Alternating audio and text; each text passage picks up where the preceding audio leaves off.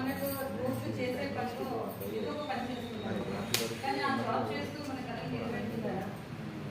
రోజు చేసేవే ఖర్చులే అయిపోతున్నాయి. కానీ మన కళ నెరవేరాలంటే ఏం చేయాలి? వేరే జాబ్ అయితే చేయలేదు, మనకు 12 గంటలు, ఇంకా 12 గంటలు 24 గంటలు దీని జాబ్. అలాంటప్పుడు ఏం చేయాలి? మీకు ఏదో డ్రీమ్స్ ఉంటాయి, ఒక luxurious house, luxurious car, jewellery, ఇలాంటి చాలా డ్రీమ్స్ ఉంటాయి. కానీ మనం రోజు చేసే పనిలో అది మాత్రం సాధ్యం అవ్వదు. అలాంటప్పుడు ఏం చేయాలి అంటే మన దగ్గర ఎక్సలెంట్ ఆపర్చునిటీ ఉంది. ప్రెస్టేజ్ అంటే మామూలుగా ఇప్పుడు ట్రెడిషనల్ మార్కెట్లో బిజినెస్ చేయాలంటే ల్యాక్స్ ఆఫ్ ఇన్కమ్ కావాలి. ల్యాక్స్ ఆఫ్ ఇన్కమ్ పెట్టాలి. అమౌంట్ పెట్టాక టెన్షన్ ఉంటుంది, అవుతుందా అవ్వదా, మళ్ళీ రిస్క్, దానికి అనుభవం కావాలి. కానీ ఇక్కడ మా కంపెనీ ప్రెస్టేజ్ లిమిటెడ్లో జీరో ఇన్వెస్ట్మెంట్ ఆపర్చునిటీ, ఏది ఇన్వెస్ట్మెంట్ ఉండదు.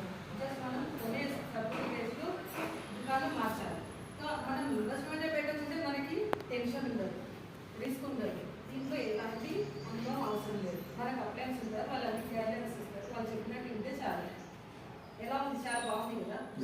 సో ఓకే, ఇది ఎలా ఈ బిజినెస్ ఎలా వస్తుంది అంటే మనము మామూలుగా సబ్బు 40 రూపీస్లో కొనే ఫ్యాక్టరీలో తయారవడానికి మ్యానుఫ్యాక్చర్ 40 రూపీస్ అవుతుంది. కానీ మన దగ్గర వచ్చేసరికి 100 రూపీస్ అవుతుంది. మధ్యలో నలుగురు ఉన్నారు, సిఎంఎఫ్ ఏజెంట్, డిస్ట్రిబ్యూటర్స్, హోల్సేలర్స్, మళ్ళీ రిటైలర్స్ మన దగ్గరకు వస్తుంది. అలా వాళ్ళు కష్టపడ్డారు కాబట్టి వాళ్ళు కూడా 10 రూపీస్ తీసుకుంటారు. అది 40 రూపీస్, ఇక్కడ 80 రూపీస్. ఇంకా 20% ఎక్కడ పోతుందంటే అది ప్రోడక్ట్ మ్యానుఫ్యాక్చర్ అయిన తర్వాత మార్కెట్లో రావాలంటే అడ్వర్టైజ్మెంట్ అవసరం. So advertisement super 20 rupees for advertisement, 60% మనం లాస్ అవుతున్నాం. సో ఆ 60% మన రిటైల్ మార్కెటింగ్ మీకు ఇస్తుందా? You ready to take?